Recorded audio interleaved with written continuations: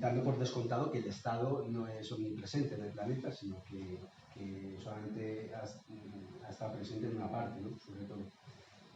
Luego tenemos también en enero de 2023 la publicación de un artículo, de un capítulo en este libro, La historia o las historias, también de la editorial amiga Volapük, en donde también Raúl hace un repaso al tema de las mujeres en la prehistoria y aporta algunos datos que amplían el capítulo 7 de la Revolución Neolítica, que luego él también nos detallará. Entonces, bueno, el libro, quería poner esto. No está muy bien enfocado eso, ¿eh? No está muy bien enfocado, es que no se puede mejorar. No se puede mejorar. Bueno, yo no sé si se ve algo ahí, si no los libros están ahí. Esta sería la estructura del libro, que luego ya pues iremos regranando. Pero bueno, el capítulo, por ejemplo, 7, que pone el desvanecimiento de las diosas, es al que me refería ahora, y que aparece también en este libro de la historia de las historias. Bueno, la Revolución Neolítica nos advierte que la suposición sobre la cual las sociedades se tornan menos igualitarias y menos libres a medida que se hacen más complejas es un mito. Nuestro prólogo señala que el advenimiento del proceso no estuvo exento de importantes formas de organización social sin evidencias arqueológicas de jerarquías o templos, de mandos o guerras, basadas en la igualdad y la armonía de los pueblos en su entorno natural. Esto, bueno, el libro publicado por Ariel hace poco, que se llama El amanecer de todo, y lo tengo por aquí, este de aquí, a finales de 2022, David Graeber y David Wingrove abundan esta idea, recordándonos que la enseñanza acerca del sacrificio necesario de nuestra libertad en aras de la civilización es producto de concepciones surgidas en el siglo XVIII por parte de la reacción conservadora. El urbanismo, la civilización, el progreso no son necesariamente incompatibles con la libertad y la igualdad de los seres humanos, existiendo ejemplos cada vez más documentados que lo demuestran. Bueno, pues hecha esta breve introducción, voy a pasar a hacer alguna pregunta para iniciar, para que Raúl, para dar paso a Raúl. Es importante determinar si el principio de mando es connatural al ser humano, ¿no? El principio de mando es la expresión que usas tú en el texto al principio y que recuerda, sin ser exactamente lo mismo, al principio de autoridad que los anarquistas siempre han mencionado. Parece que el principio de mando es una expresión más precisa, que quiere precisar algo más, que quiere decir algo bastante más concreto, mientras que el principio de autoridad es una expresión más laxa que admite más matices. Los anarquistas siempre han estado dispuestos a admitir determinadas formas de autoridad, no de autoritarismo. En el libro dices que el poder político no constituye una necesidad inherente a la naturaleza humana, es una frase textual, pero sí a la vida social. Cuestión que puede ser relacionada con el interrogante de cómo se constituyó el poder en las comunidades sin existir necesidad aparente de ello, entrando en conflicto con el comunalismo atávico precedente. Esto es una cuestión que nos sería interesante que comentasen, ¿no? Cómo es posible que se diera en algún momento ese paso, ¿no? Existir una igualdad relativa, pasar a una situación de opresión y de explotación. Y luego, por otro lado, en el libro señalas que existen distintos enfoques para tratar el proceso de neolitización que aconteció pues, hace 12.000 o 13.000 años, como el historicista, el positivista, el funcionalista, el materialista, el estructuralista, el feminista o el procesualista. Entre ellos está el evolucionista, que basándose en los trabajos de Darwin entendía los elementos culturales de una determinada sociedad como estadios, como transformaciones en el tiempo, ¿no? Estadios evolutivos. En concreto, el salvajismo, la barbarie y la civilización, que es el esquema que Engels popularizó en el origen de la familia, la propiedad privada y el Estado. Entonces, bueno, voy a dejarlo ahí, no voy a decir nada más acerca del evolucionismo, pero a ver si puedes hacernos también algún apunte sobre esta cuestión. Y te doy paso, son preguntas abiertas para que tú te explayes. Quien quiera participar en introducción en cualquier momento puede hacerlo de modo ordenado. Muy brevemente, agradecer a José Enrique la introducción que ha hecho. Equivocua realmente, bajo el grandilocuente título de este librito de bolsillo, se hacía una pregunta tan compleja como la que ha planteado Dani ahora mismo, cómo empezó toda esta cuestión. Corroborando tu planteamiento inicial, decir que bueno, el pensamiento antiautoritario con mayúsculas pues, ha ocupado una posición muy periférica, cuando no, pues bastante peyorativa dentro del academicismo en general, pero también dentro de la mentalidad popular, ¿no? Por supuesto que la vocación de esta obra y de esta colección Afinidades Subversivas pues es proponer una historia social que se declara pues, contraria a la asepsia. La asepsia es falar, hay un planteamiento ideológico de base y realmente es una historia social que si no se opone completamente al oficialismo, sí que realmente pretende replantear y analizar cuestiones que hoy parece que hay que empezar en cada generación de cero, como puede ser pues, la democracia, como puede ser el Estado como tal, que parece que son cuestiones que ya pues, desde la enseñanza primaria están bien asentadas, ¿no? Y realmente no se entiende la sociedad sin Estado porque es digamos, el sistema al que debe tender toda sociedad civilizada. Con esa vocación está escrita esta humilde obrita. Realmente han sido muchos los planteamientos historiográficos bajo los que se ha pretendido dar contestación a esta cuestión que Dani planteaba, ¿no? ¿Qué factores motivaron que se pasase después de cientos de generaciones de bandas, de grupos cazadores, recolectores, que si no de una manera armónica como preconizara pues, sobre todo el materialismo histórico y realmente pues, el propio marxismo, que ve el Estado como el mal menor para atemperar pues, los conflictos sociales y la injusta desigualdad, pues como si no de una manera armónica, como digo, pues sí de una manera orgánica, pues las bandas cazadoras recolectoras pues se integran en un ecosistema, en una entidad mayor y de repente, pues en muchas generaciones, ¿no? Porque es un proceso muy dilatado y la palabra revolución, acuñada por Gordon Childe en el 41, en la obra Los orígenes de la civilización europea, realmente pues, no se adaptaría pues, a ese sentido de espontaneidad que el término, pues, que otorga el término pues, nuestra contemporaneidad, ¿no? Pero sí un proceso revolucionario por lo que de trascendental tiene el mundo que habitamos hoy día. Pues, como digo, después de cientos de generaciones de bandas cazadoras recolectoras, primero que adoptan la caza como una especialización, pero que inicialmente ni siquiera son cazadoras.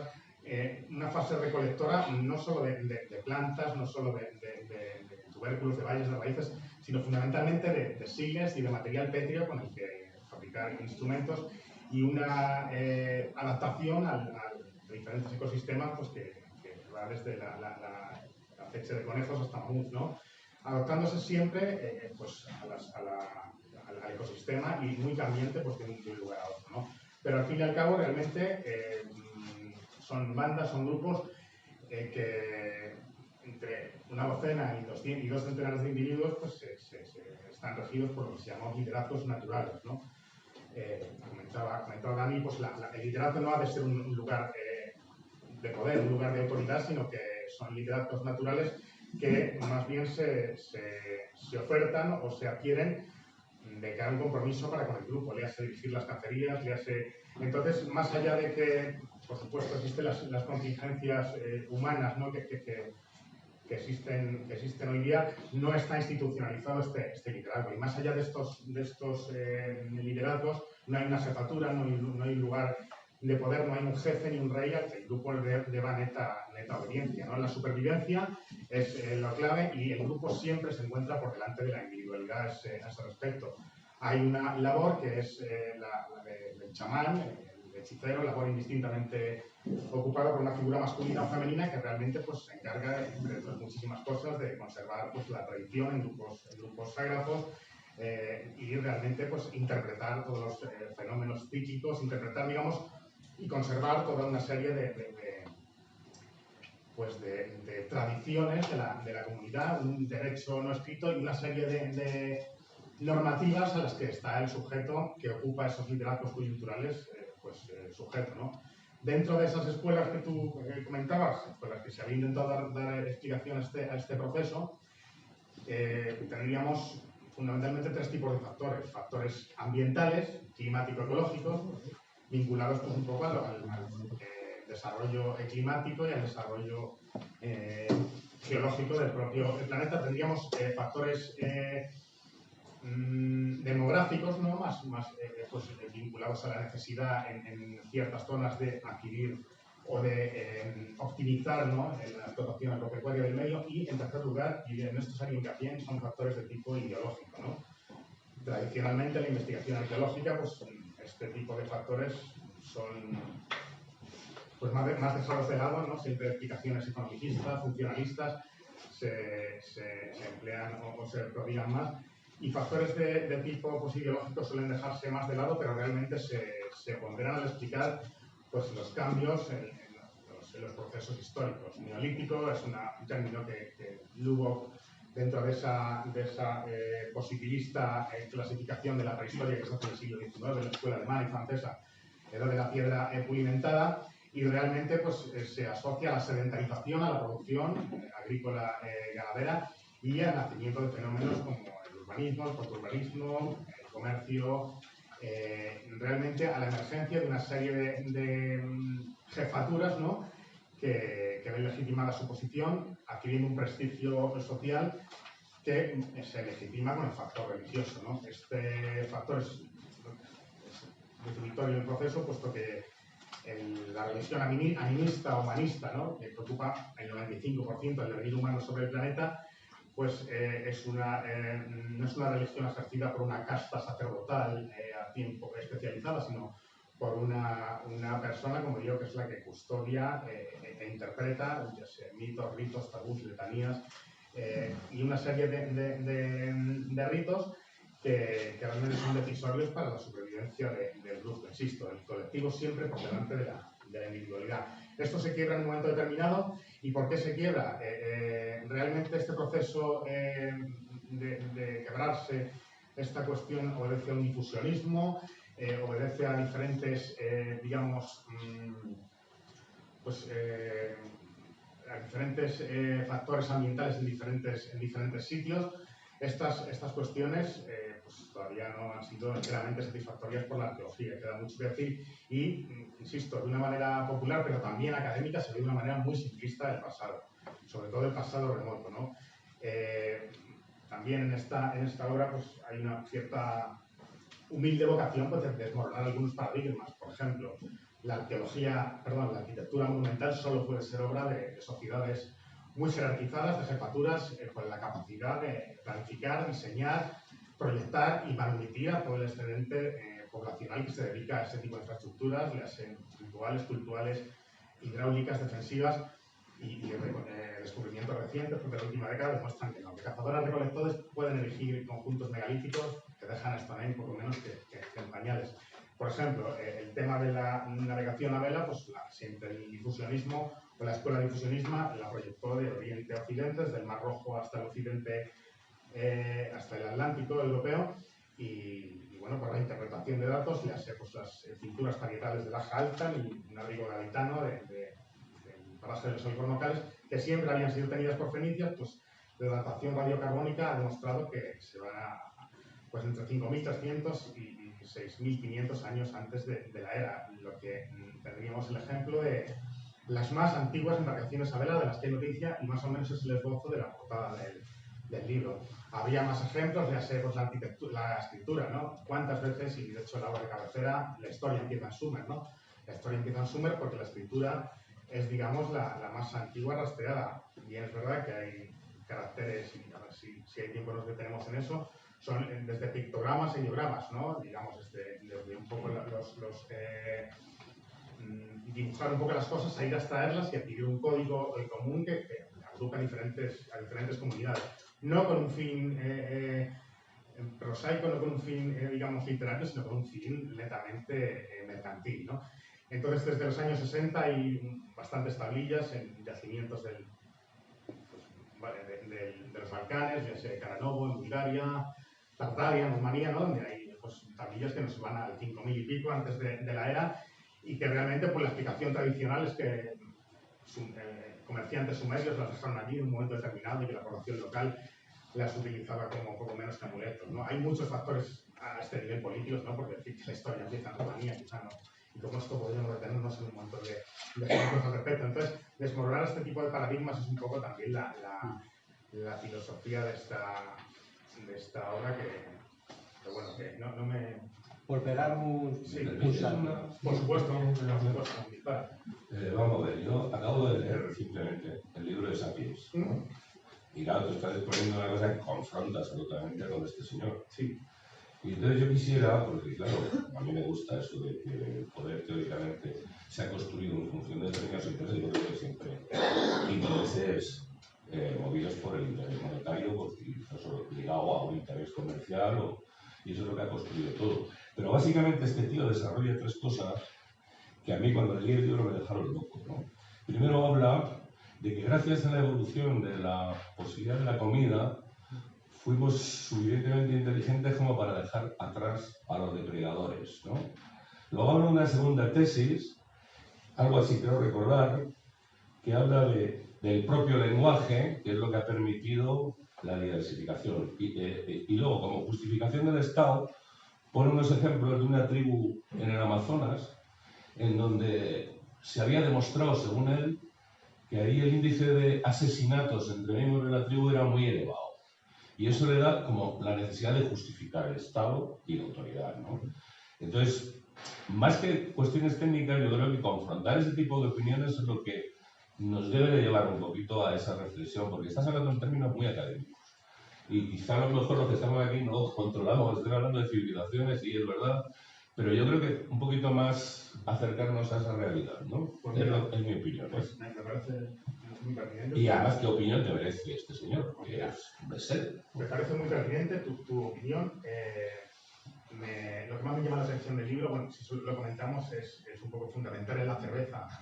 El invento de la agricultura, ¿no? La necesidad de proveerse de cerveza para rituales, en Gobekli-Tepe concretamente, en el yacimiento anatolio, que es muy relevante en la investigación porque lo que ha demostrado es que en cazadores-recolectores parece que podían elegir arquitectura monumental. No nos detenemos demasiado en eso. Lo que comentabas, si contextualizamos donde nos encontramos, actualmente pues hay 5 especies, grosso modo, de primates y una de primates bípedos, que somos los homínidos, única especie que ha habitado más de un continente a la vez, ¿no? Eso es curioso. No da solución, me parece, este señor al tema de por qué, cuando hace poco más de 30.000 años había 3, quizá 4 especies de homínidos bípedos, es el sapiens la que ha sobrevivido, eso es, la que ha sobrevivido. Realmente la resiliencia y la cooperación, indudablemente, tomaron parte en que estemos hoy aquí, que no nos extinguiéramos, ¿no?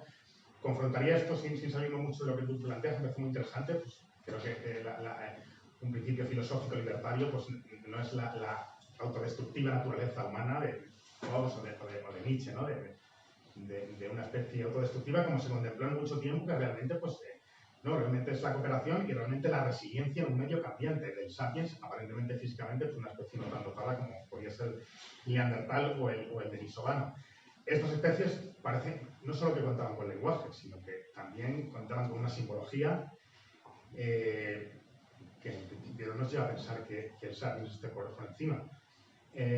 A mi modo de ver, quizá no se contempla en esa obra la necesidad, bueno, son aspectos, ¿no? Pues esa necesidad de crear redes sociales o que el sapiens, pues las bandas o los clanes en principio fueron más numerosos que los neandertales, quizá hubiera factores de tipo patológico, quizá hubiera factores porque todo esto es especulatorio. La arqueología, por muy términos académicos que se lleva a cabo, es muy especulatoria y cuando nos metemos en temas ya de carácter, por ejemplo, espiritual, de carácter cognitivo, de carácter ideológico, ¿no? Porque pues ya es pura especulación a ese respecto. El concepto de guerra, ¿no? Que comentabas tú con esta tribu.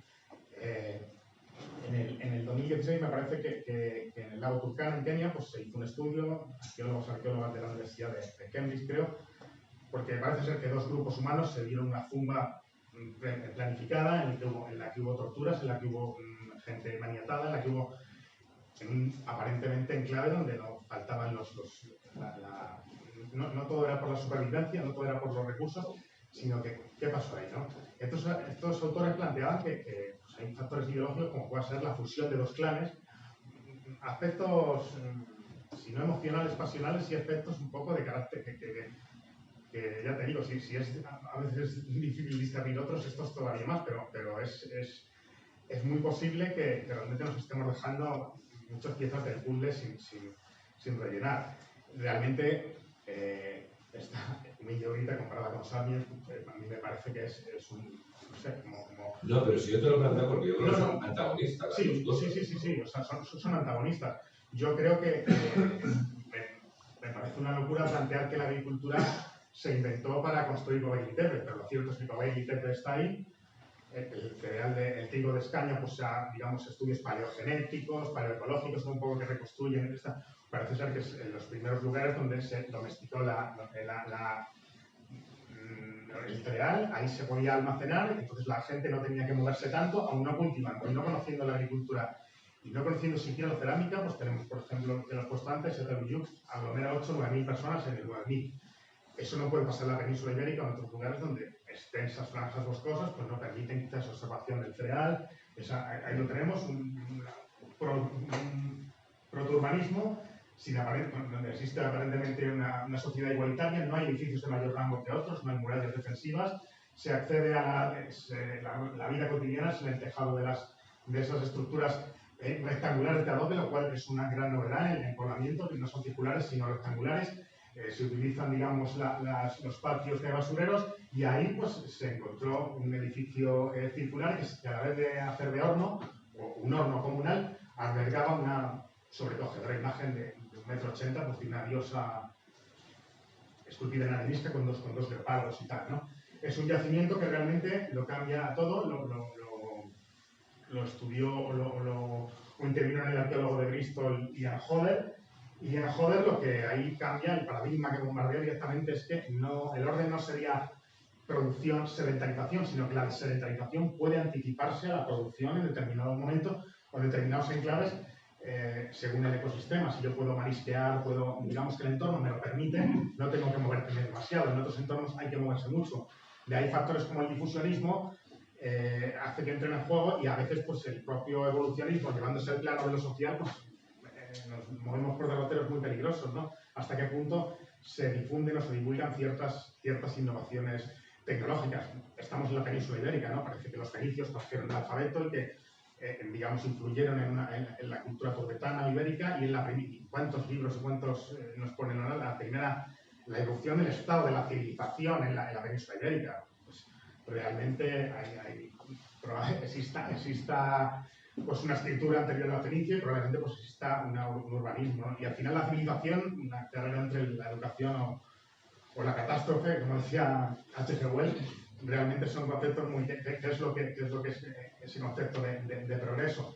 Garantepe y Göbekli Tepe pues realmente son los yacimientos más relevantes del último siglo, porque lo han cambiado todo y nos podemos ir al 13.000 antes de la era. Son yacimientos de un neolítico temprano, cerámico, donde aparentemente cazadores recolectores erigen un santuario de convergencia entre clanes, donde no hay atisbos de que haya un poblamiento continuo, donde no hay atisbos de enterramientos. ¿Qué coño se hace ahí? Siempre se dice lo ritual, ¿no? Lo religioso, cuando no se tiene ni puta idea, ¿no? Quizás este útil tiene una función religiosa. Eso ocurre en sociedades o en culturas con una escritura egipcia. Imaginaros cuando nos vamos a estas cronologías, ¿no? Que son poco menos del final de la última glaciación. Vinculándolo, pues se encuentra unos 150 millas al noroeste de Châteaubriand, en Anatolia, la península de Anatolia. Esas casas colmena que comentábamos antes, demuestran que existe un protourbanismo, que existe, digamos, una vida en comunidad donde no hay aparentemente una jefatura ni hay una vivienda de mayor rango que las demás, como digo, y donde sí se advierte, pues ya que se han encontrado hasta 200 capas de revocos, este yacimiento se utiliza por más de 2 milenios, y realmente pues, se han encontrado muchos frescos, el primer mapa del que se tiene noticia, ¿no? del entorno, todo esto al fresco. En muchos de estos frescos, pues buitres descarnan los cuerpos humanos sin cabeza. Parece ser que esas cabezas se colocaban pues digamos, en posiciones preeminentes dentro de estas casas colmena, que son unihabitacionales. Ahí, digamos, se vive una familia con los animales y demás, y realmente pues, lo que legitiman es cierta acumulación de antepasados ilustres. Quizá pues, uno se atisba un inicio de adquisición de prestigio basado en esto, ¿no?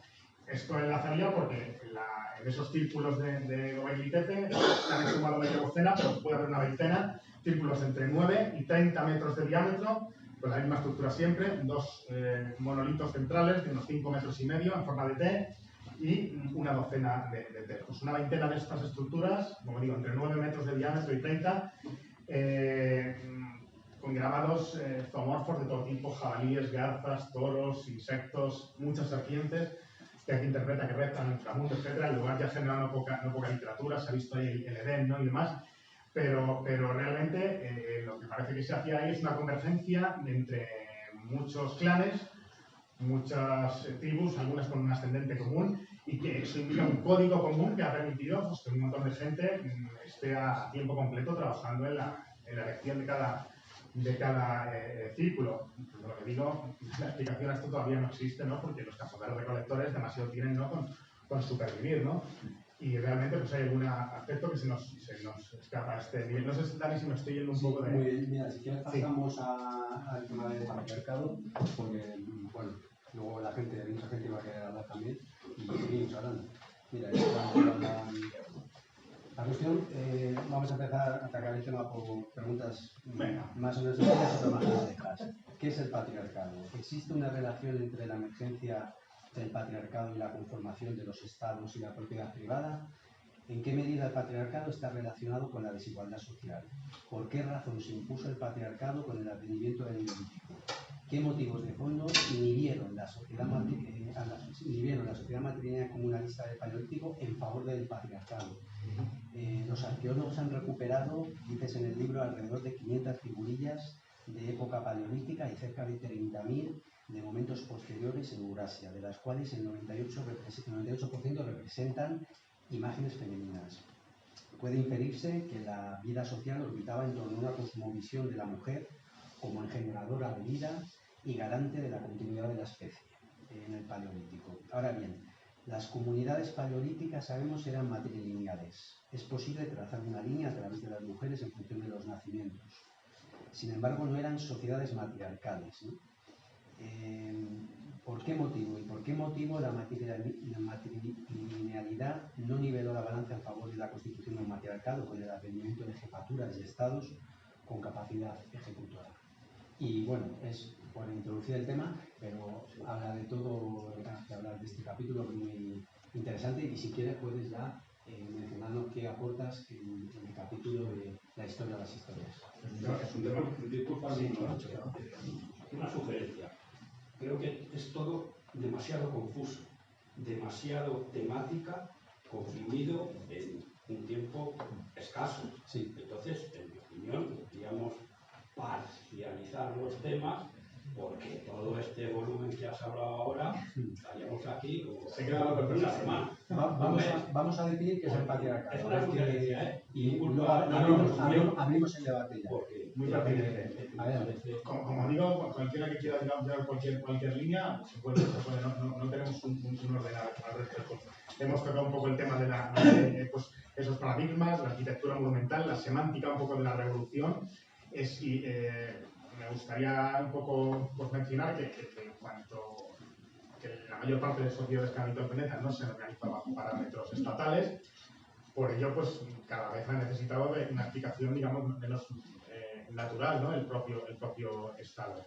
hemos pues hablado de estos paradigmas, un poco, que el libro pues pretende poner su granito de arena en dinamitar un poco, y un poco cómo se va del liderazgo a la autoridad y la autoridad al poder, de clanes y bandas, como digo, recolectoras cazadoras, a tribus, sociedades tribales, a que, aunque todavía no hay un rey permanente o no hay una jefatura, digamos, hereditaria, sí que ya registran atisbos de jerarquización, basada un poco en la adquisición de prestigio social, lo que se rastrea en la cultura material, de enterramientos y demás, hasta lo que es la constitución del propio Estado, ¿no?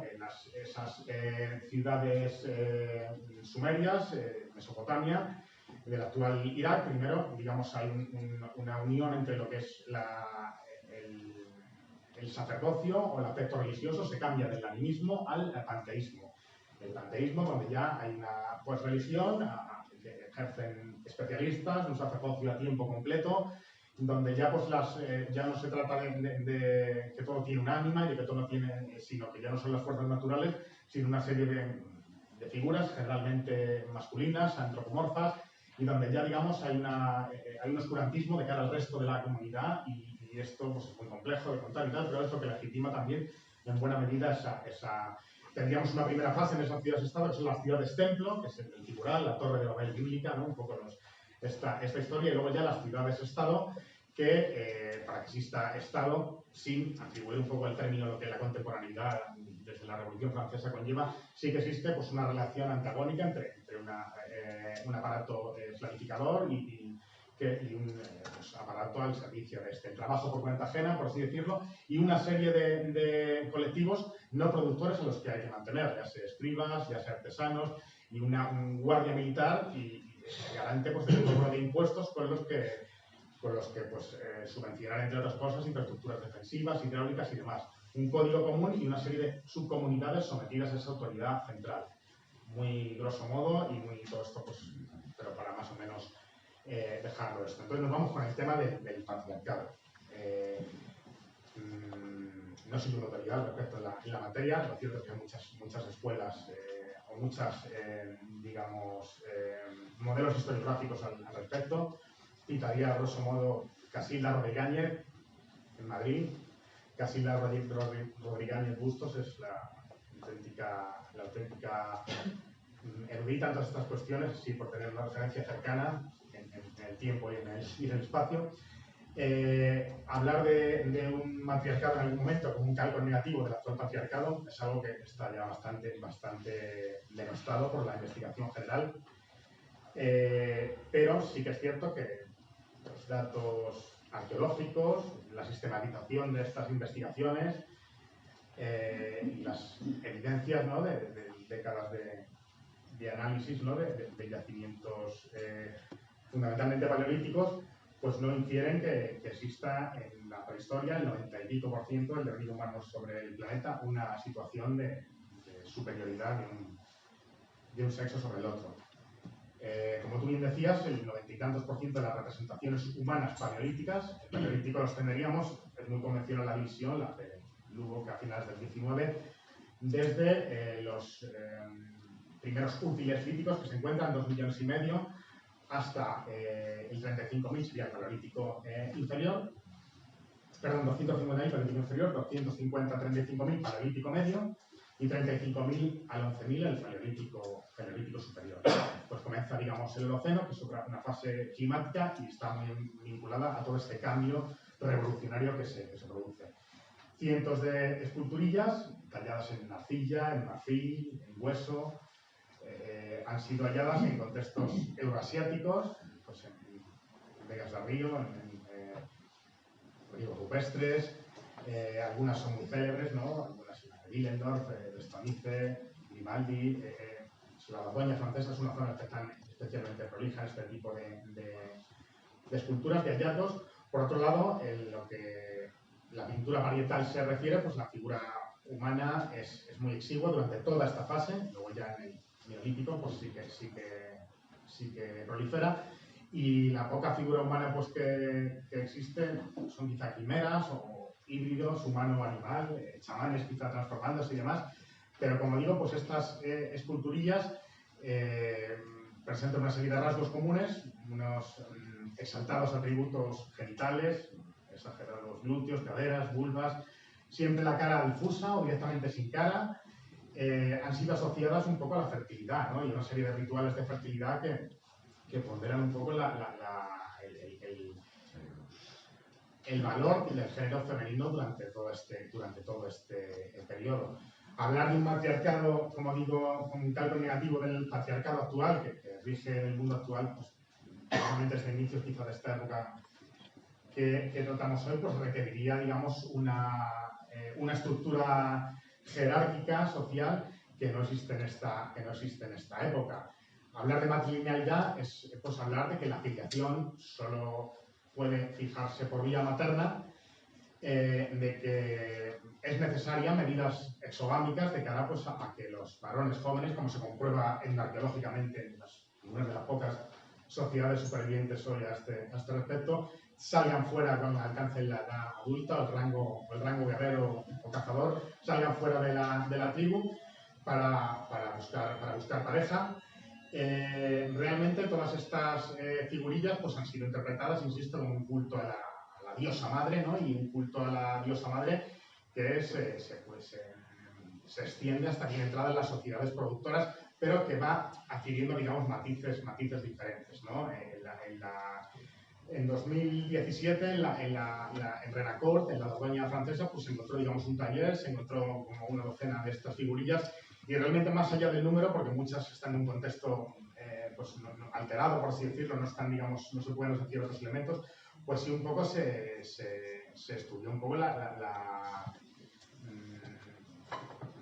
el dimorfismo en los géneros y una serie de aspectos que unas preguntas más incisivas que nunca se habían hecho al respecto.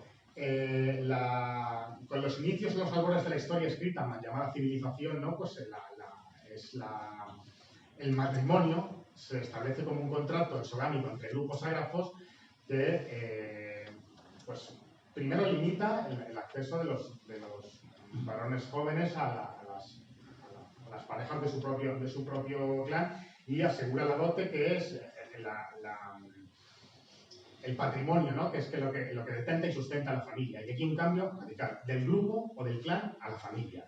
El papel de los varones con anterioridad no es que no sea el papel de padres y demás, sino que como el grupo, la supervivencia del grupo y que el grupo subsista, que es lo que hace que la vida siga, pues se inscribiría quizá un poco en torno a lo maternal, pues ese fluido vital, y por tanto no estaría estructurada como estamos en familia como un concepto amable, ¿no? Pero realmente el término familia en lo que se basa es en el matrimonio y en la figura del pater familias, ¿no? Bien implantada en el derecho romano y vigente en buena parte del mundo hasta hoy en día. El propietario, poseedor de las crías y de la dote o del patrimonio que detenta y sustenta a esa familia. Ya los primeros corpus escritos a este respecto, la escritura cuneiforme, sumeria y demás, pues ya recoge todas estas cuestiones, ya empieza pues, el adulterio a ser considerado delictivo solo si se trata de adulterio femenino, y ya empiezan a crearse una serie de mitologías netamente patriarcales. Perdona, ¿podría hacer una anotación de familia? Por supuesto. Familia viene del latín famulus, que significa esclavo. Pues no tenía idea.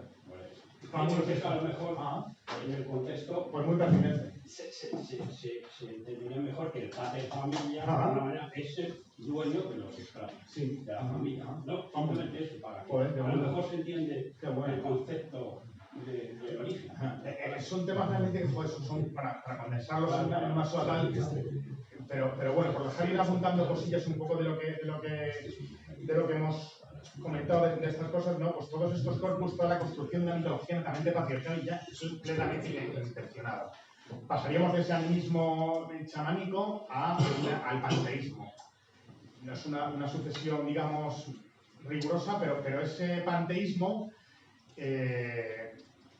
deriva a veces en el monoteísmo. Los monoteísmos más antiguos conocidos son el hebraico y el zoroastrismo. Entonces, ya coincidiendo con el inicio de la historia escrita, se crea una mitología, una tradición que demoniza la figura femenina. Ahí, a partir del me atrevería a decir, ignominioso monoteísmo hebraico, se crea pues la figura femenina como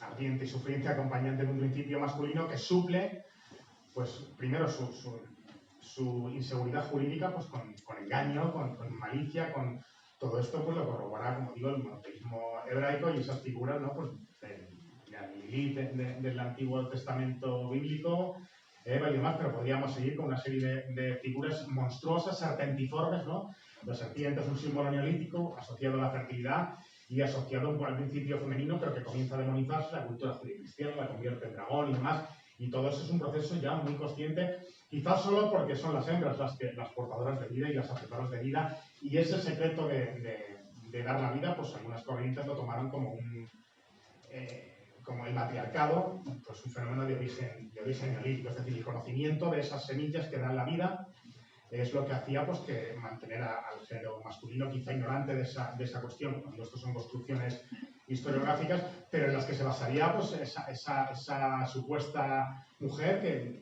descubriría pues que plantando una serie de semillas y luego incluso regándolas, pues entonces Artemisa, Ceres, Holda, Isis, ¿no? Digamos que se establecen una serie de mitos, pero unas figuras femeninas que en los cultos neolíticos todavía pues, preestatales ocupan una posición central, pues van adquiriendo una posición periférica. Y tenemos un montón de ejemplos en la propia mitología clásica. Demonización simbólica, tanto del símbolo femenino como de la propia serpiente. Siempre hay un héroe masculino que destrona y mata a la serpiente y demás. Tenemos mil ejemplos, ¿no?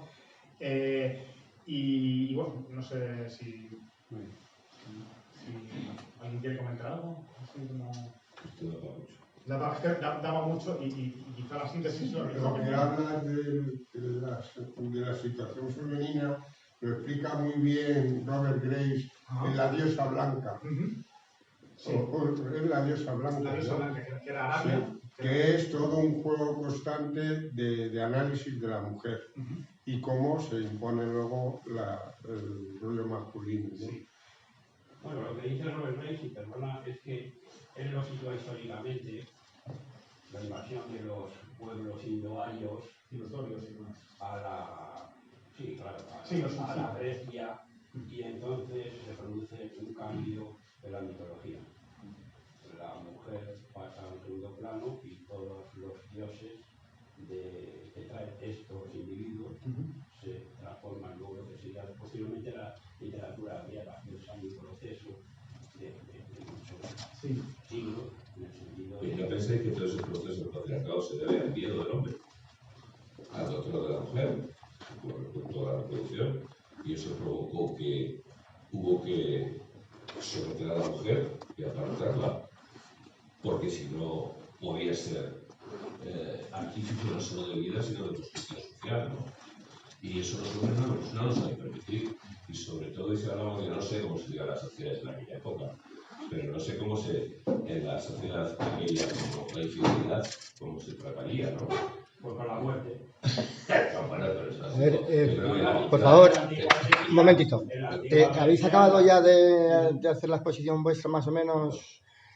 Digo, porque por si va a haber intervenciones, pues cogemos un turno de palabra para que, bueno, no se convierta esto en una especie de diálogo, ¿no? Si queréis, pero vamos. Yo creo que es mejor ir participando según habla, porque si no es muy académico y yo creo que es muy compacto y que es mucho mejor de vez en cuando, como ha hecho el compañero con el tema del clavismo. No, si a mí no... Yo lo que quiero plantear es porque si no, hablas tú, salta al otro. Yo creo que es mejor... Sí, pero vamos a ver, que digo que a lo mejor hay gente que quiere decir cosas y luego... Bueno, pero hombre, hay que llegar a un turno. En esta casa tenemos unas costumbres. Claro. No adoramos la costumbre, pero tenemos más costumbres que nos han servido. Y que consiste en lo que acaba de decir el compañero. Hablando, que hemos medio clase, las partidas de caza necesarias en algunas operaciones plenamente paleolíticas requieren la colaboración de todo el grupo. Puede ser. Quiero decir que eso que dices es verdad, pero que no haría la salvedad de que, por la generalidad, también se creía que solo los hombres eran los que pintaban, y quizás solo el hechicero de cada tribu, porque eran los que habían visto la naturaleza, los que sabían enfrentar a las bestias, los que habían desarrollado las armas como para... Y eso está bastante tirado por tierra, no sé. Es interesante. Sí. Vale, perdona. Está muy bien, ¿no? Es que precisamente me parece perfecto, ¿no? No, yo te quería consultar lo que te he dicho antes, es decir, ¿dónde empezamos a ver eso?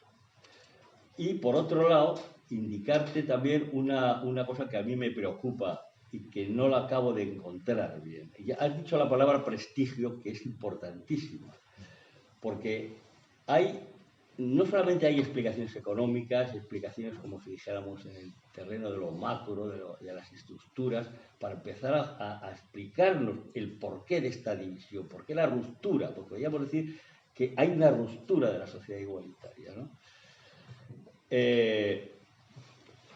Entonces yo me digo, es probable que haya factores que podríamos decir psicológicos, por eso de ahí el prestigio.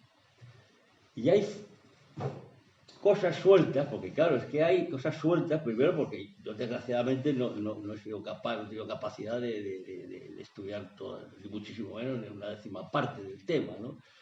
Pero algunas cosas sí hemos visto de antropólogos que han observado que en pueblos supervivientes actuales, que es lo que se puede estudiar de manera más inmediata, incluso con la salvedad, que no sé si ya conocerás, me imagino, lo que llamaban ellos el debate del Kalahari, en el sentido de intentar tirar atrás los estudios de ciertos antropólogos de los años 50 y 60, diciendo que esos pueblos ya no eran auténticos en absoluto, habían pasado ya por etapas agricultoras, etc. No importa. El hecho es que ellos durante muchísimos años han hecho una vida típica de cazador-recolector, basado en la colaboración, en esa identidad grupal, ¿no? Entonces, en cosas así parecidas se observa esos conatos de comienzo, de autoridad, de individuos, y Marvin Harris lo relata bastante, ¿no? Individuos que empiezan a trabajar más y llevarse menos. Es interesantísimo el asunto, porque eso va a ser el preludio de después trabajar menos y llevarse más. Pero que esos empiecen así. Y es que, como yo tengo la costumbre de mirarme en un espejo antes de criticar a los demás, me he observado a mí mismo y he observado a compañeros dentro de la militancia anarquista, que muchas veces la gente que queremos militar encontramos una satisfacción en trabajar más y quieras o no, ahí te devuelve la sociedad, los compañeros en ese caso, una especie de prestigio. Date cuenta, ¿eh? Entonces digo, pues caramba, si yo me noto esto, joder, ¿cómo no podría ocurrir en otras ocasiones? Es decir, y ya, o sea, termino. Los dos problemas resumidas que te planteaba han sido los comienzos que se puedan aquilatar como más exacto de comienzo de autoridad y luego los factores psicológicos que podían intervenir. Lo que has dicho muy interesante, yo lo atribuiría más a una adquisición de prestigio basada en la acumulación de bienes. No significa que las sociedades prehistóricas no gocen de las pasiones humanas, ¿no? Y de ese tipo de cosas que tú comentas. La asamblea es quizás una de las formas más fáciles de colar autoridad, pero la única forma que conocemos de no institucionalizar eso, ¿no? El prestigio social comienza a basarse en quizás nos estamos viendo esos poblados de Anatolia y tal, en una acumulación de bienes de prestigio, ¿no? La metalurgia, ¿no? La metalurgia, ciertos objetos que denotan esa acumulación de antepasados ilustres, esos cráneos, ¿no? que vemos en esas primeras aglomeraciones protourbanas, se acompañan de unos ajuares un poco después, ¿no? Y en esa diferenciación del ajuar funerario comienza pues, a denotarse que hay una diferencia. Todavía no existe una jefatura, todavía existen, digamos, instituciones consuetudinarias, consejos de ancianos, digamos, pues, y eso ha durado hasta hoy, ¿no? Quiero decir, en las sociedades sin Estado todavía hay, es verdad que ya no acompañadas por la globalización, por muy pocas, ¿no? Pero bueno, la arqueología se ha basado en la observación y el Museo lo que ha hecho fundamentalmente ha convivido con grupos de esa índole y en base a esas observaciones no arqueológicas se elaboran patrones de cómo pudo ser la cuestión. Comentaba antes la acumulación de excedentes, por ejemplo, pues los cazadores, volver con crías, de jabatos, de cervacillos, mezclarlas, tenerlas, quizá un primer atisbo de propiedad privada, porque la fase anterior no es que yo no posea objetos, ¿no? Pero son objetos, utensilios, amuletos, que pueden ser incluso legados pero que no constituyen una propiedad privada como tal, no constituyen un patrimonio transferible que legitime o que me dé, digamos, una serie... Para el nómada, y eso todavía se puede aplicar hoy, para una banda, ¿no? Para la gente nómada, incluso la gente que va en furgoneta por el mundo, encontrarse con semejantes es oportunidad. Entonces, lo que ponderan en un momento determinado es el placer de ejercer poder y el miedo a perderlo, ha forzado la vanidad humana, y de alguna manera pues el miedo a que te desprovean de esa acumulación de excedentes que ya no se basan en amuletos, en inútiles de caza, de pesca, de recolección que me cayó mi abuelo y me lo dejó. Eso no es propiedad privada como tal, o no lo concebiría. Yo creo que el inicio de todo esto lo podríamos rastrear de una cronología, no sé, 6.000, 7.000 años, ¿no? Por ejemplo, el patrón oro es muy interesante. Hay un tesoro en Bulgaria, que se encontró un tesoro en los años 50, 60, con 500 kilos de oro, ¿no? Coño, esto... Comenzar, digamos, a establecer, digamos, una serie de patrones que ya, primero, el trabajo por cuenta ajena, pero también que sea un tercero en el que determina nuestro trueque, nuestro intercambio, ¿no? Es un proceso dilatadísimo y un proceso que no fue igual, evidentemente, en cualquier lugar, un proceso que necesitó casi siempre, yo creo, de la legitimación religiosa al respecto, ¿no? Lo que la divinidad, digamos, y esos figuras, pues hay un santuario vetado al común donde no se sabe muy bien, pero por ahí habla la divinidad habla por ciertos individuos, entonces se va fraguando los más antiguos imperios, Egipto y demás, pues se asocia a la divinidad, incluso el Dios viviente y demás, ¿no? Cuando no creo que ese factor religioso debió ser muy, muy importante al respecto. ¿Cuándo empezó a quebrarse esta cuestión? Pues quizá en algunos sitios, en unas pocas generaciones, pues se asumiría pues que aunque todavía el jefe, ¿no? O esos caciques están sometidos pues, a ancestrales, digamos, contratos sociales, por así decirlo, pues podría haber un margen, ¿no? para elegirse, tener una guardia personal, que es ya no laborar las tierras en común, sino que ya dedicarse a otro tipo de tareas poco a poco, ¿no? Yo lo situaría en lo que se llama el creciente fértil, ¿no? Que es una zona de Anatolia, los Tagros, Mesopotamia, Siria y demás, porque realmente es ahí donde los cambios climáticos, los cambios, digamos, que podríamos rastrear a nivel paleoecológico, a nivel paleogenético, ¿no? Propiciaron, no sé, una abundancia, entre comillas, de recursos, ya sé, acumulación de cereal silvestre, primero en graneros comunales, pero redistribuido a la gente. Ya quién redistribuye, parte y reparte y demás. Marisqueo, qué sé yo, pues hay Jericó, Natur, Maljara, Yenda, Snaps, que son, digamos, enclaves sedentarios, pero precerámicos y no agricultores, pero donde, digamos, ya se utilizan estas cuestiones. Quizá ahí estaría, ¿no? lo más antiguo de esta cuestión, pero vamos, es una pregunta difícil de contestar. Mike. Yo quería volver un poquito al tema del patriarcado, al hilo de lo que ha comentado Miguel. Es curioso que por ley natural, en la naturaleza, la mujer es la dadora de vida y la continuadora, dijéramos, de la especie, ¿no? Y eso, al parecer, dijéramos que se respeta, porque además se colaboran unas y otros. Hay, dijéramos, compenetración, hay, ya he dicho, colaboración y tal. Y en un momento determinado, el compañero ha dicho si puede ser por miedo, puede ser inclusive a lo mejor algo de envidia, pues porque se le da un poder que la mujer no toma, sino que es natural, tal cual. Y un sentimiento posiblemente del hombre, que no sé cuándo sale exactamente, de inferioridad, que después, muy hábilmente, traslada a la mujer y la trata de inferior, de ser inferior. Y a partir de ahí, ese patriarcado y ese no valorar a la mujer como tal. Ahí dejo eso. Sí, digamos que el monoteísmo, como comentaba, y los primeros corpus legislativos escritos, digamos, Hammurabi, Sargón y demás, digamos, las primeras leyes o el nacimiento del derecho como tal, el derecho escrito ya dejando esto bastante tal a nivel del adulterio, a nivel de... ¿no? A nivel legislativo no es que todas las inocentes se muestren contrarios, sino más bien lo contrario, pero ya el papel de la mujer está muy determinado en estos niveles. El amor desde el 3500 antes de la era, yo creo que esto está, ya el monoteísmo, ya sé después pues el cristianismo le da la puntilla y lo podríamos extender hasta las cazas de brujas, ¿no? Porque realmente lo que combaten no es solo pues, un comunalismo, una serie de rituales no cristianos, sino combaten pues, una serie de mujeres conservadoras de unos saberes y de una sapiencia a nivel curaterístico, bodegas y demás.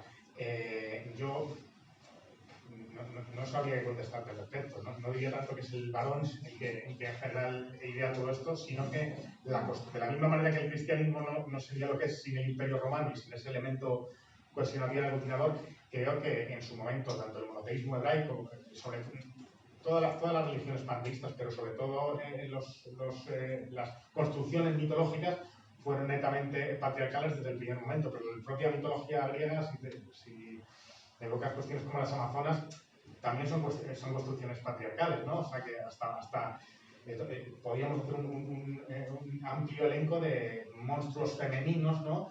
Que suplen pues, con lascivia, con maldad, con engaño. Primero, pues una supuesta inferioridad física respecto al varón, pero también una falta de naturaleza jurídica, ¿no?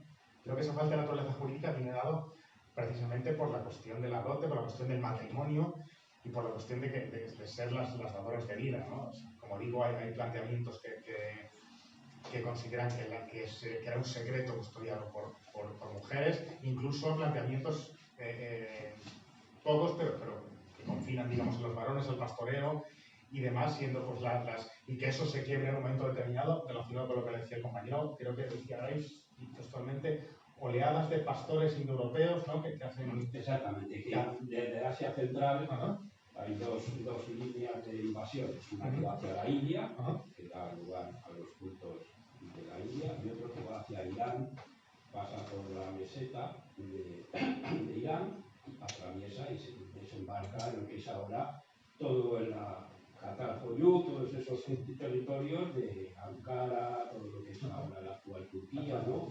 Y invade todas las islas griegas. Todo eso queda absolutamente desdibujado y transformado en una mitología donde la preponderancia del varón es absoluta en todos los sentidos. Y la inferioridad de la mujer, evidentemente, es así. Las podias mistéricas, todas estas señoras del grano, señoras que son las parcas de la mitología griega, son esas mujeres traidoras, malas, hechiceras, es una cosa muy antigua. También debemos de considerar que el ser humano no es ningún angelito. Vamos a partir de esa base. O sea, si en la dolina de Burgos, ahí en el Atapuerca, se han encontrado restos de canibalismo de hace 450.000 años, evidentemente nuestra especie no es precisamente... hay que tenerlo todo en cuenta, ¿eh? No podemos hacer una configuración de que somos unos angelitos y evidentemente somos una especie bastante repulsiva, en mi opinión. Porque pero a la vez quizá magnífica, repulsiva, por supuesto, y te hace la más miserable, pero realmente no solo que ha visto la luna, sino que ha sido capaz de producir su propio alimento. Quizás este es el cambio, digo yo, que ninguna otra especie, ser consciente de haber nacido para morir, digo yo. No sé si pisar la luna tiene ese concepto. A ver, perdonad un momentito, que hay más palabras, si nos importa. Vamos a... Disculpa, la compañera estaba hablando y no sé si te he contestado muy bien lo que tú planteabas.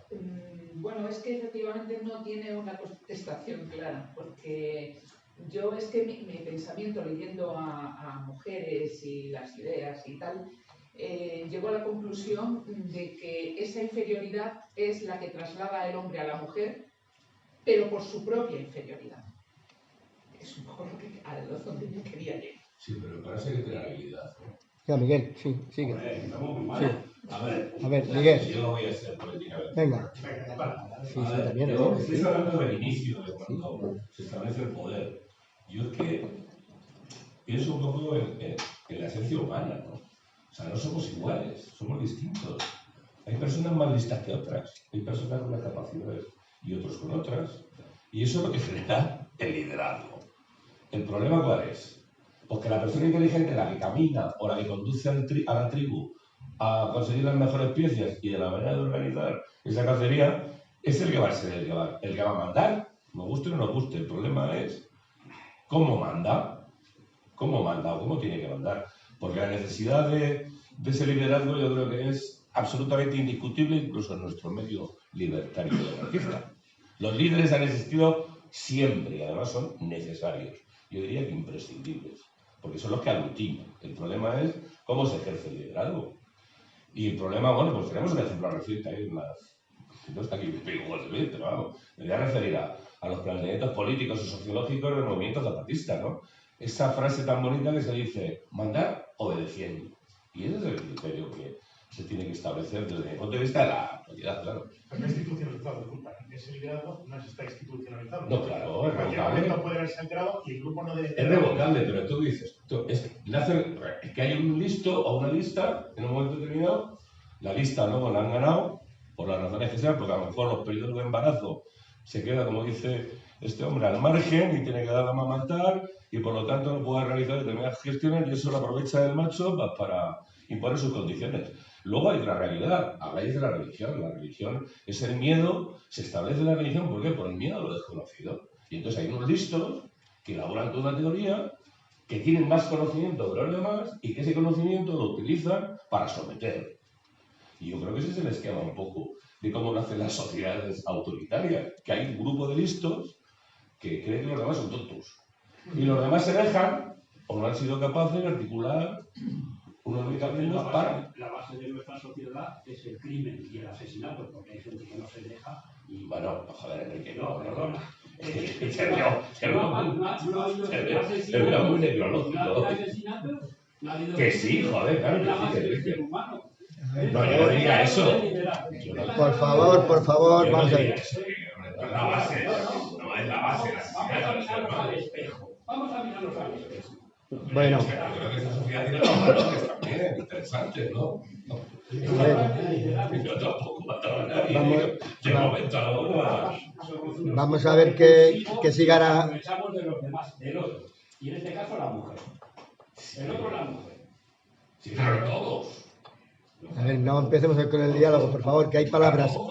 A ver, por favor, Luis. Bueno, sí, en definitiva, lo que quería plantear es que hay una diferencia dentro del ser humano. Los hay listos, los hay menos listos, los hay más dotados, menos dotados. Y el problema, esa diferencia es la que genera los mecanismos que dan el poder a unos y a otros. Hay unas circunstancias, económicas, sociales, históricas. Sí, claro, pero si no lo estoy justificando, Enrique, estoy buscando el origen de esa diferencia y el origen del poder, que es lo que estamos hablando. Sí, claro, él plantea esa hipótesis y otro tendrá otra idea.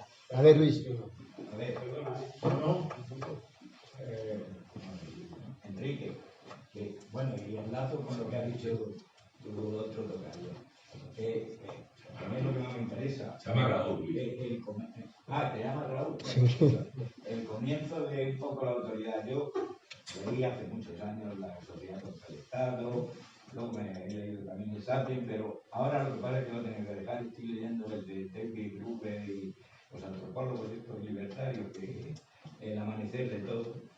Y he leído 200 páginas y ahí habla todo el principio de los cazadores-recolectores, cuando llega lo del neolítico, pero dentro de los cazadores-recolectores es verdad que sí, que había algunas tribus más violentas, pero en general no es que fueran los de iguales, sino que el igualitarismo era lo que primaba. Y en cuanto a los líderes, había, por ejemplo, en las partidas de caza, esas que han dicho, todo esto es lo que yo he leído, y te lo comento, le ponían a un líder muy temporal, porque era como el que para esa partida y no iba a cualquier persona, era y con además ahí sí que había un poco de dictadura porque era una cosa muy seria y si alguno se salía del orden de líderes, pero en general no había liderazgos y si los tenían, eso me hizo bastante gracia porque nosotros en esta organización siempre hemos dicho lo mismo, que si tenemos líderes es para en cualquier momento poder reírnos de ellos. O sea, no son líderes que nos llevan como a los rebaños. Y luego, en cuanto a lo otro del principio, lo de aquellos que yo llamo arte efímero, lo que hacían es, leí, me pareció también muy interesante, los inuits y luego los otros, los mojares, no, los hurones creo que eran, que cuando llegaban, sobre todo los inuits, cuando tenían bastante ya pescado y tal, que montaban unas fiestas allí, el barril como que valía de todo, y más abajo, más al sur, Sí, que hacían construcción para los festejos, y a lo mejor se tiraban 2 o 3 meses, pero luego ya volvían otra vez a la misma. Y todo eso me pareció curioso. Y yo pienso que lo de que hablamos de los malos, el Hobbes y el Rousseau, pues yo creo que no es que seamos buenos por naturaleza, pero antiguamente yo creo, hasta que no llegó a los descendientes, yo creo que nos comportábamos entre nosotros bastante mejor. Incluso a veces dibuja como Arcadia, ¿no? También un poco el materialismo las coge como de armónica, y de tal, que no son tales, ¿no? Yo hablaría más que de igualitarismo, de comunalismo y de la supervivencia del grupo. Los nómadas nunca tienen la supervivencia garantizada. Debió ser sugerente la previsión para según qué tipo de gente, ¿no? Pero lo cierto es que la supervivencia del grupo siempre, en esa dictadura espiritual, siempre está por delante, ¿no? Entonces ese comunalismo, más que igualitarismo como lo entendemos hoy en 2024... No, era para distinguir iguales no somos. No, pero me ha parecido... sí que tendríamos. Me ha parecido como interesante. Y lo que has comentado de los... Pues hubo hace poco una exposición sobre el final de Tartessos en el Museo del Alcalá, un museo arqueológico, que ese tipo de postres, ese tipo de celebraciones, que realmente es una convergencia entre clanes, pues en ese había no se mataron, no sé cómo se llama, son las 50 Mercedes en el... Joder, que a mí me pareció esa socialización, esa... Alfredo. Mira, yo, por lo que he leído dentro del concepto de la historia, yo creo que todo nace, crece y evoluciona y cambia. Y yo creo que tienes que poner al mismo tiempo, o sea, uno tiene que llevarse por cómo puede ir pensando el hombre a través de la época que tú quieres tocar. Por ejemplo, en la época prehistórica el hombre se identifica con el animal. En todo momento estudia al animal y es un animal más. Entonces tú, fíjate ahora en los documentales, cómo tienes que la hiena, tiene que haber una hiena dominante del grupo. O cómo los leones pueden vivir, todas las hembras que tú quieras, pero cuando llegan a cierta edad los leones se tienen que ir. Los machos, y sobre todo si la leona tiene cachorros, matan al cachorro para que no sea competitivo. Toda esa serie de cosas, me imagino yo, que las estudiaba también el hombre primitivo, las veía, las compartía. Y ahí tendríamos que meternos en ese pensamiento primitivo para ir viendo su evolución. Al mismo tiempo que se ve, por ejemplo, que te voy a decir, pues el concepto religioso, cómo va surgiendo del chamán, de lo que sea, cómo él puede a lo mejor en su conocimiento posterior hasta predecir un eclipse o lo que sea y aprovechar eso para decir yo lo poseo. Vamos, hay la película Faraón, por ejemplo, el sumo sacerdote sabe que hay una revuelta contra los sacerdotes por el exceso de quedarse con comida y demás, y aprovecha un eclipse para decir que él domina los cielos, ¿entiendes? Entonces yo veo que de la charla habría que meter similitudes, o sea, como esta que te digo, de ver cómo reacciona un animal en una época y entonces cómo reacciona el ser humano en esa misma época. Y hay cosas así, ¿no? Para ubicar.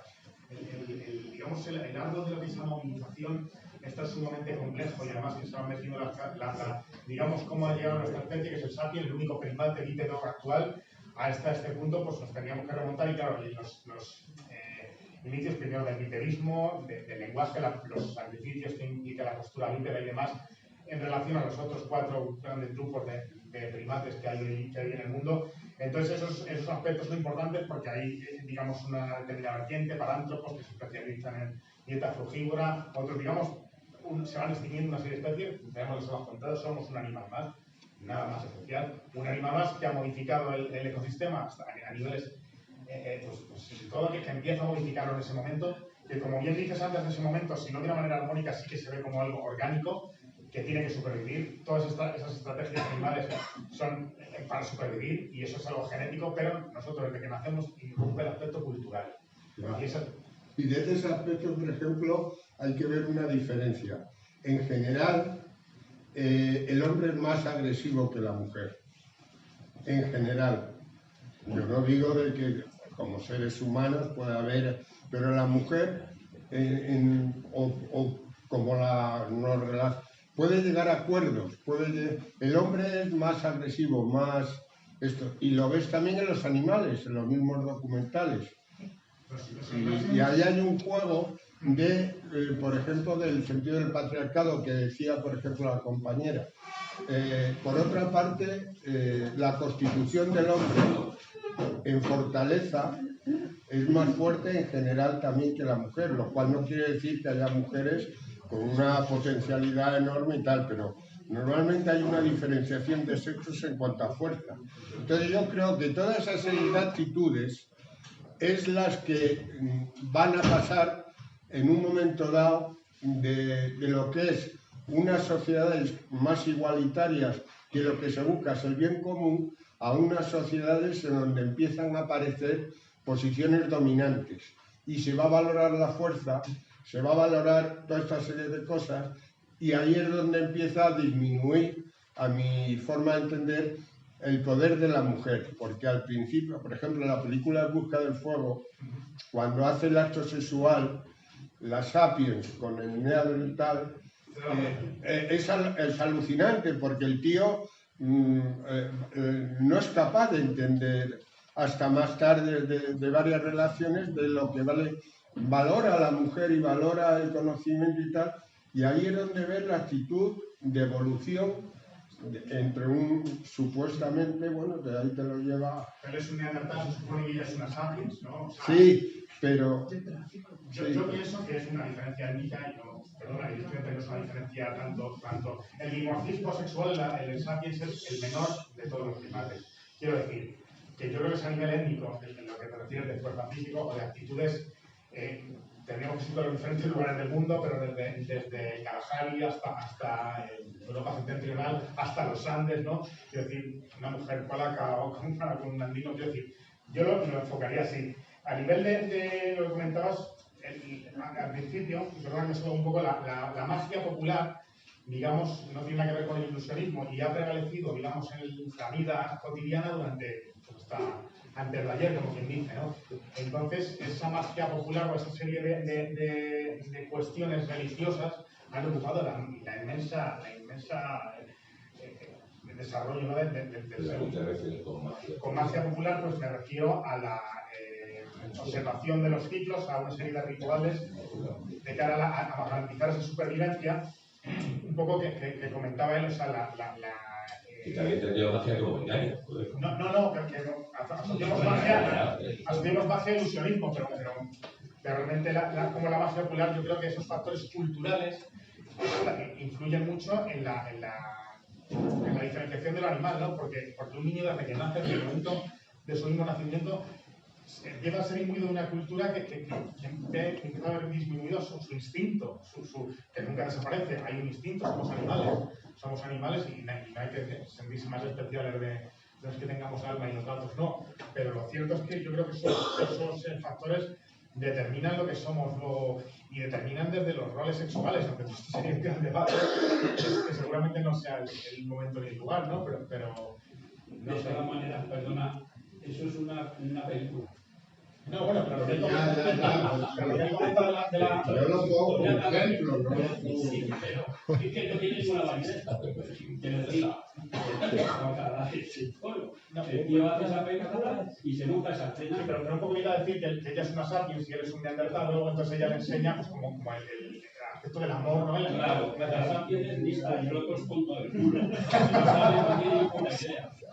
La verdad es que hay un factor fundamental en el desarrollo del primate, que es único, y es la capacidad de hablar y de comunicar. El lenguaje es lo que nos hace humanos. Eso es lo que nos ha hecho humanos. Sí, eso además lo dice Suaba, que no podemos fiar en esto. No sé qué dirán. Humano, demasiado humano.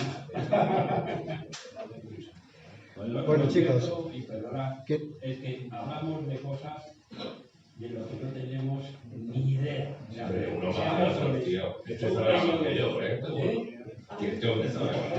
Es una bola de responsabilidad. En periodos tan largos, en el tiempo, ¿Quién mismo ha dicho la estructura de formación? hablar de cómo se comportaban y cuáles eran lo que sentían en el Paleolítico superior y hacer una interpretación de la pintura es arriesgado, no lo sabemos jamás. No lo sabemos jamás. Sí, pero esa especulación es lo que se ha permitido el desarrollo, ¿eh? El desarrollo humano, tecnológico, que te veo destructivo, tío. Joder, ahí lo tienes todo. Está hecho una mierda el mundo y te dice que es destructivo. Joder, es que somos así, somos una especie repulsiva. Nos hemos cargado a nosotros mismos, nos hemos socavado el cerebro y nos vamos a socavar el planeta entero. Bueno, yo como creo en la revolución no va a cambiar. Bueno, chicos, si os parece, no hay más palabras, así que si queréis alguien más intervenir y si no, pues damos por terminado la exposición y ahí tenéis los libros de Juan y bueno, pues no sé, el que quiera, pues que ahí está, ¿vale? Venga, pues muchas gracias.